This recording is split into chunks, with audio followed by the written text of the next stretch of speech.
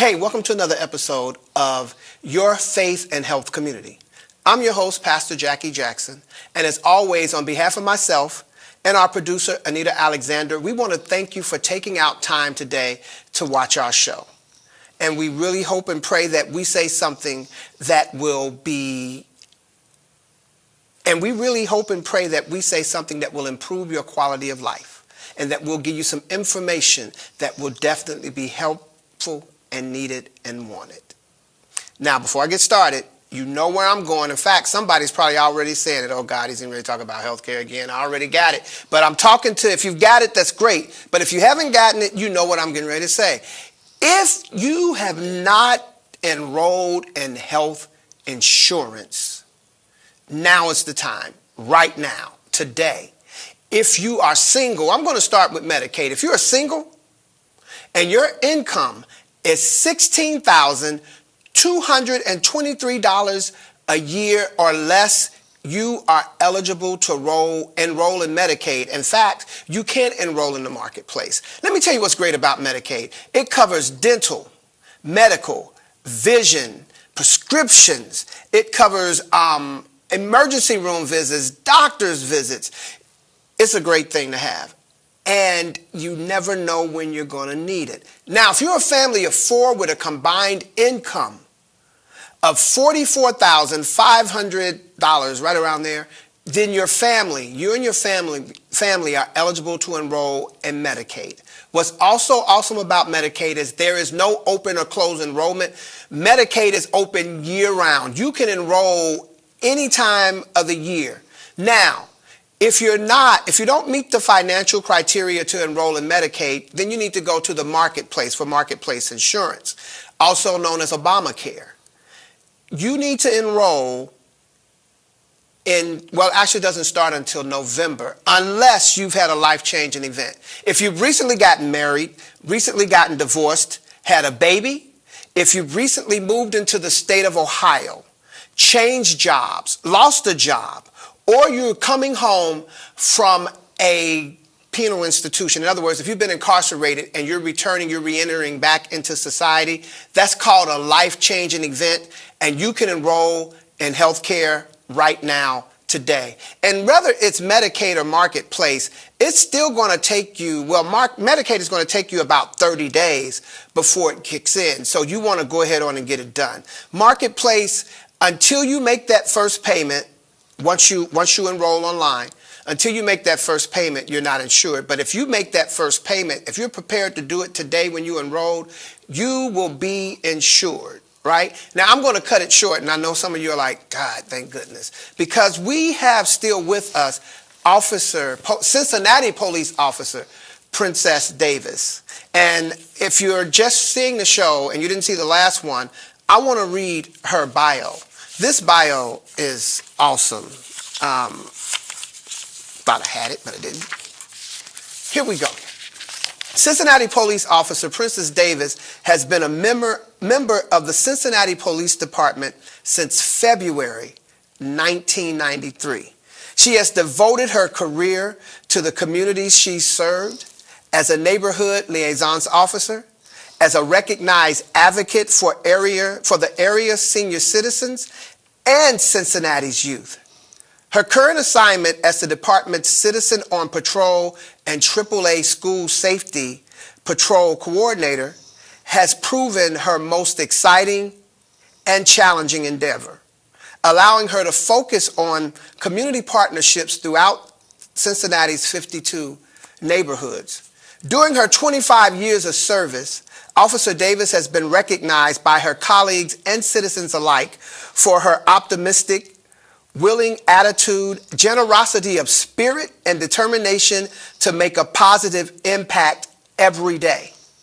She maintains the respect of those she encounters because she firmly believes that policing is more than enforcing the law. It's also about quality of life and building community awareness, participation, ownership, and greater focus toward achieving that. As both a mother and grandmother, Princess Davis maintains a passion for Cincinnati's young adults. She has worked with communities to identify and develop solutions that effectively lead unsupervised teens off the streets. For many of these teens impacted, Officer Davis has exemplified the closest thing to parental authority they have ever encountered up to that point. And they've grown in the knowledge that she cannot and will not give up on anyone. 19th century Russian author Anne-Sophie Swashine eloquently stated that there is a transcendent power through example. We reform others unconsciously when we walk uprightly. Police officer Princess Davis is not recognized for just one shining achievement, but rather for inspiring others in our community to shine each day by the example she provides. Her unparalleled dedication and service can only be defined in one word: awesome. Now, nearing retirement, Officer Davis continues to be an inspirational, living testament to the power of one. To fellow officers and citizens alike, with love and faith, she has demonstrated a career well deserving of the recognitions that she has received up until this point, and I'm sure some that she will receive before she actually takes her leave into retirement. We can all thank God for the angels that watch over us. This one is robed in a dark blue uniform with a white police hat for a halo. Cincinnati Police Officer Princess Davis, welcome. Thank you. And thank you so much for being on the show and spending time with us. For people who don't know you, just tell them a little bit. I know I've read your bio, but tell them a little bit about yourself. I started as a police officer, but that was never my dream. My children were in the DARE program in school, and they came home one day and said that the police department were looking for a few good men and women. And they encouraged me to be a part of the police department because of the caring that I had for the kids in the community. Everybody would kind of hang out at my house, eat, play, the whole nine. I was a tough love. I loved the kids, but I knew tough love as well. So I always balanced everything. But I would always, even if I had to discipline you, I always got to get a hug from you to let you know how much I love you. But the kids, my two girls especially, they encouraged me to become a police officer. And here, over 25 years, I am here. One of the best jobs I ever had. And if I've never thanked my girls in public, I want to thank them today. I want to tell them thank you so much for encouraging their mother to take this job. This is the best job I've ever had in my life. And thank you to Cincinnati Police Department for having me.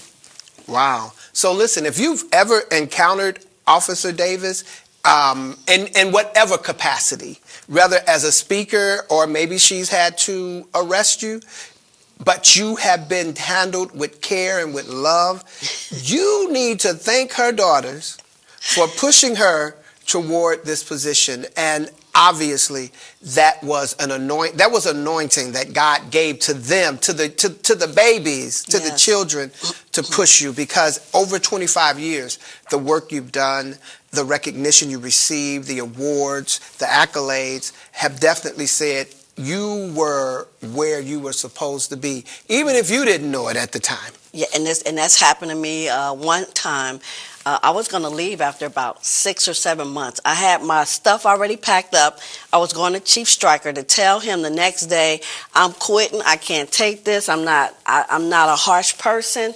And that night, the Holy Spirit dealt with me. And he pretty much told me that this is a ministry for you, that I would go places ministers would never be able to even go to. And I'm looking back 25 years later, God's word came to pass. I have gone in places, some of the remote places that you wouldn't even find a preacher, they would be too afraid to go. But this job has turned out to be everything he said. He has used me to his glory, and I thank him for that. And see, before we started the show, I said minister. Yes. And you were like, ah! So, and then you just came back around. So there we go. My confirmation, yes. So, you mentioned a dare. That's just not really long, but because we have some things we know we want to get to. But what is the DARE program? Well, it used to be, we used to have it in schools. They did away with DARE, which stood for Drug Abuse Resistant Education. It was they had officers to go into the schools to talk about drug awareness along with other programs, but they were in the schools every day on a daily basis. And over time, because of the budget, it kind of faded out. But that was one of the best programs to me that the police department has ever had. Didn't they have like a muscle car? Wasn't there a vehicle that had DARE on it that Right, they would we had take to the DARE schools? cars. Yeah, they had okay. DARE cars and everything. Yes, I remember that. Yes. I don't think they were doing it when I was in school. I don't remember. I don't mean I remember it from when I was in school. right. The girl. Yeah, it came along. I think in the late '80s, early '90s, somewhere in there. Oh, early '90s. Yeah, I was still in elementary Yes. school. No, you. Okay. I want to jump in on some of the things, and one of the things I want to talk about that you do, which is the Cincinnati Police Citizens on Patrol Program Coordinator.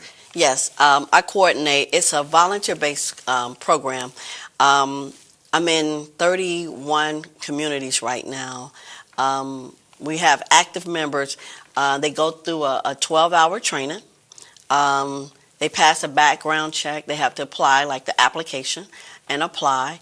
What we pretty much train them for is to be eyes and ears of the program. And the only weapon that my citizens on patrol have are radios.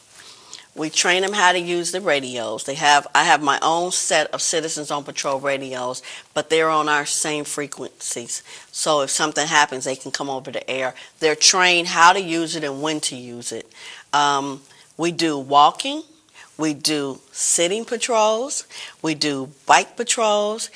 And we do vehicle patrols. Yes. I didn't know Citizens Patrol was on bikes. Yeah, I have Okay. bike patrol. I used to have a couple of guys. It was about 4 of them.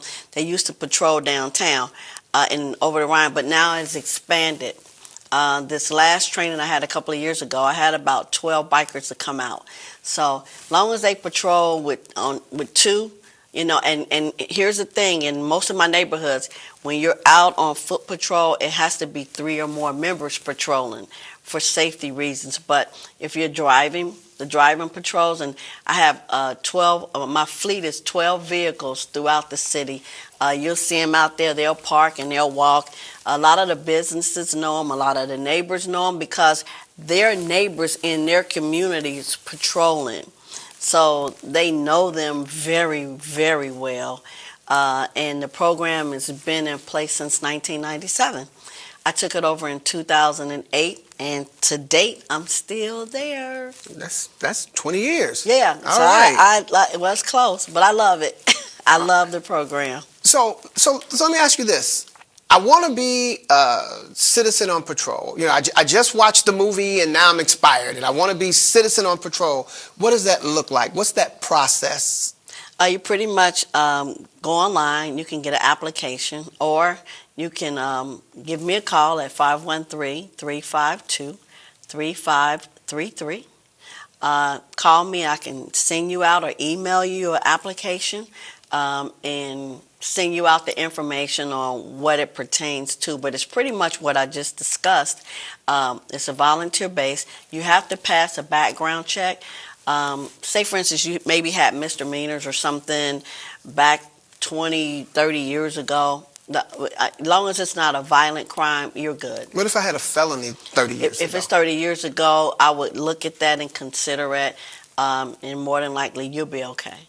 So now I've made the call, I've gone online, and I've gotten a chance to talk to Officer Davis, and she says, you're good. What should I expect? I don't know if you can talk about the training, Yeah. but what is the training Yeah, like? the training I have guys that come in and train on gangs, drugs. I have a guy, one of my guys, Officer Tim Bly. He is excellent. Oh my goodness, he comes in with all the fake drugs and he lays them out, the skillet, the everything, and he shows people because a lot of people don't know what drugs look like. They don't know the drug paraphernalia like the little pipe or whatever, the things that they smoke from. So he lays everything out so they can see a visual of everything, and it blows them away. Oh my goodness. And he shows how before you start drugs and the process that you go through the years with drugs, how you physically look. And you always see the new people, they looking like, oh my goodness. They can't believe, like, oh my goodness. Then I have Joe Rourke, that he comes in and talk about the gangs. And he lays it out, shows them pictures, examples, the whole nine. I also have Fred Gilmer come in, and he is awesome. He talks about the mental health part of it and the personal safety. You're talking about somebody dynamic. Fred Gilmer, he is awesome because even if you don't complete the program where you choose to change your mind, taking that personal safety class, that'll change your life for the rest of your life. I mean, that's some awesome training. I've had just about everybody, maybe except for 2 or 3 people in all the years I've had Citizens on Patrol, that just opt out because it was just overwhelming for them. But they always walked away with that personal safety, like, wow. So that's pretty much what you look for. Then my class, I teach the radio training. So we go over the scenarios and what to look for with the radios, how to use the radios, and then we do a demonstration right there. Now, once they complete the class, they graduate on to their coordinators. I have coordinators in every community that I have Citizens on Patrol. So once they're released, I send their information out to them, and then they contact them and go from there. Now, one thing that I'll leave you with Citizens on Patrol, we're all like a big family. The one thing I always tell them, if something goes on in the family, that's our family. Let me know. I like to send out cards. I like to call them, check on them, thinking of you, or, things like that, to let them know we're a family, so we care. That's awesome. How long is the training? Is it like an 8-week or? No, it's just 3 days. 3 consecutive 3 days, okay. days, like 2 to 3 hours. It's really 3 hours for 3 consecutive days. Okay. Yes, that's it. All right, and you get a lot of good training. Oh, you get and a lot of information. Yes. And then you get to go and do a lot of awesome work in the community. Yes. Because who better to look after the community than the community? That's amen. That's the key. All right, that's great. I want to move down too, are there seniors on the Citizens on Patrol? It's a whole lot of seniors. The ages is from 18. I have one. Well, she just passed away not too long ago. She was 94. So the one now, he's 80. I think he's 82 or 83 years old. He's not on the bike patrol, right? No, he on the bike patrol. No. Before we move on, do you have any young people? And Yes. I mean like any that you said it starts at 18. Anyone with, like, said, at 18 to 25? Right? I have, but the 21 or 22, I have a couple of them on. But my average range from anywhere from 25 to like 45 years old. Yes. Okay, that's that. Because I think it's important that there are young adults that are saying, I'm going to take an interest in my city and in my community and the people that are in there. Because if you're going to be a citizen on patrol, then you have to I think, I'm not one, so I'm just saying what I think, that you really have to care about the people in the community, because that's what you're saying. I'm going to go out and do, and I'm going to go out and do my best to make sure that everyone's quality of life is good, that people can be as safe as possible, and when needed, make sure that they can get the help that they need right away. So I think it's awesome that we have young adults that are actually getting involved, and again, I commend you for that, and taking that on and working with and training and making sure that people are ready to go out in the community and do the work that needs to be done. I want to move down and talk about seniors, and that was kind of my segue into seniors, which seems to that's your thing right there. I love my seniors. And we know, and especially we're getting close to the holidays. We're getting close to Thanksgiving. We're getting close to Christmas, and that's when fraud pokes. I mean, his head is out all the time, but that's when it grows muscles and about another 80 feet tall. Yes. And for our seniors, they're vulnerable year round. Yes. And that's something that on here in your senior involvement, it talks about fraud advocate and educator for seniors. So can we talk about that? Yes. The one thing I stress is when you're home, when that phone rings and you don't recognize that number, don't answer the phone. A lot of times as we get older, we are lonely because the group we were around, some of them have gone on or relocated. So we really, our circle has gotten smaller and smaller to the point a lot of us are confined to one room in the house. We don't go nowhere else. We might go to the kitchen, but we mainly sitting in that chair watching TV. So as soon as somebody call or somebody come over or ring a bell, we're happy just to be talking to someone.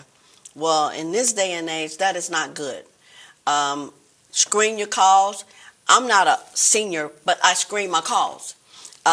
When the doorbell rings and Duke Energy or the water company, if you didn't call them, they shouldn't be coming to your house. And even if they show up in a uniform, you do not let them in. Do not let them in.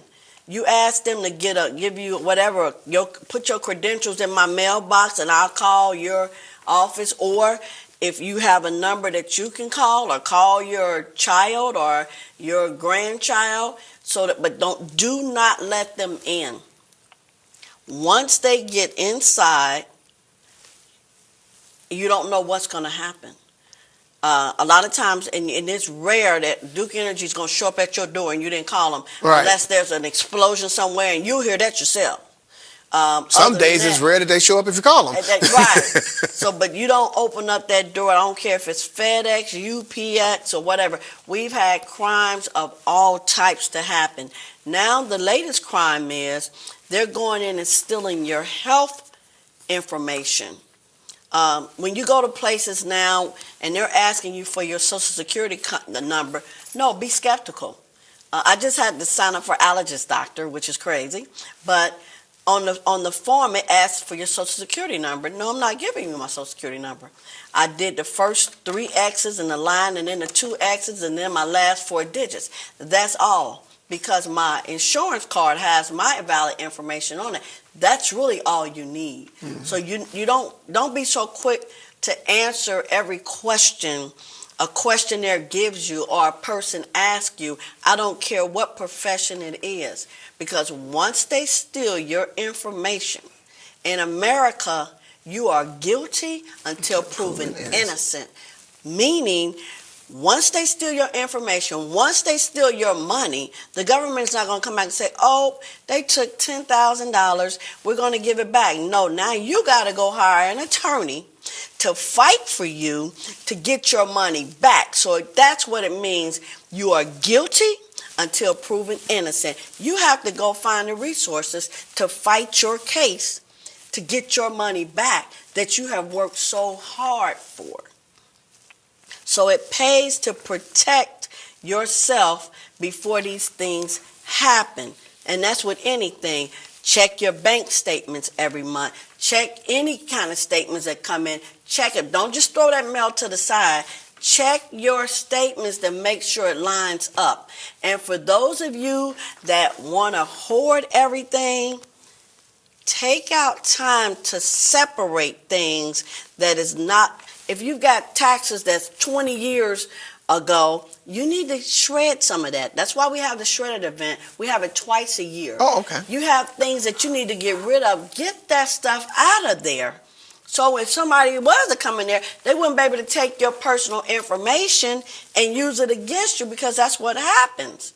So when you have information that is no good, don't just throw it in the mail, because you have criminals that will go in the mail, get your information out. Get that stuff shredded. And not think that, because I know people who feel that, well, it may have happened to so and so, but it ain't gonna happen to me. Right. I heard that somebody opened the door, but if I open the door, this is my house. I know where everything is. I'm gonna be okay. Okay. No. And the other thing, when people, I don't care if it's your relatives. Sometimes we have kids and grandkids and significant others and whatever relatives. They have a chemical addiction problem.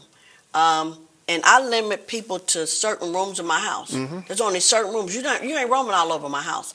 My grandkids will tell you, when they come over and their friends come over, their friends have to sit right in that living room. You ain't going all back there where they at, and they coming right back out too. Right. Because they need to be out there with you. You don't allow people to roam all over your house. That's your domain, not theirs. So you confine them to one room. And when you know people are coming over, if you have valuables that are out that you know is very costly, you may just want to put them in a room and with a lock key, lock the door. You should always have a door in your house somewhere that has a key that you can lock that door to keep people from entering that room. Everybody should have that in the house, in your basement, wherever you have that room at. But that should be the room where you lock away, bedroom or the other room, something with a key where you can lock that door to let them know that room is off limits.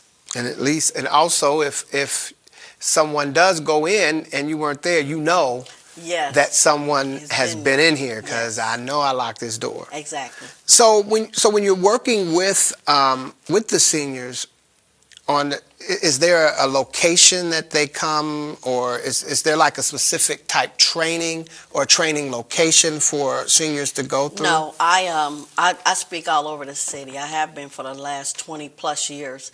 They pretty much, it's mainly word of mouth, but if they want me to come out to speak anywhere, they can call me at area code 513-352-3533. What's the speaking fee? There's no speaking There's fee. no fee. No. That's I'm working for the Cincinnati Police Department, and I'm more than happy to come out to speak, because that's one more person or one more group that's educated on how to get to keep from being a victim of crime. And I think that was important for people to know, because sometimes we don't go after things, or we don't act on things, because you're always thinking, well, what is it going to cost, or and even an understanding that you're Cincinnati Police, but does the police department charge for someone to come out? It would be good to get them, maybe come to our, I'm sure you probably go to the community council meetings and stuff of that nature, but for people to understand that it's not a fee. It's a part of what the city offers to make sure that your life is guarded, to make sure that you're safe. And I love to talk about quality of life, because that's really, quality of life is important. Yes. Because that's that one thing that is determining how you're going and how your day is going and how you're feeling and how you wake up in the morning. Yes. And quality of life doesn't have to mean money. But it's just that security, it's knowledge. The Bible says my people perish for lack of knowledge or lack of information. So when you have that knowledge and information, that improves your quality of life greatly, because you understand. There's also a program, Triad. Yes, Triad. I've been a part of Triad since 1998. And Triad basically deals with every issue that senior citizens deal with. Every issue. So you have pro seniors, you have NAMI, you have Council on Aging. I mean, it's a slew of programs that are part of Triad, that when something happens, I can get a hold of someone from Triad, and they can direct me to the resources that I need to help this senior. I had a senior citizen that we had to get her placed in a new facility, because where she was at, the bugs, the drugs, the whole night, it was just overwhelming for her. And I had to get a hold of one of the ones that I just mentioned, like pro seniors, to get her out of there and get her moved. My goodness, I tell you what, when you retire, you are going to need the rest. Listen, we want to thank you, Officer Davis, and we want to thank you for taking out time again to spend time with us. Listen, get enrolled in healthcare now, all right? As always, stay faithful, stay healthy.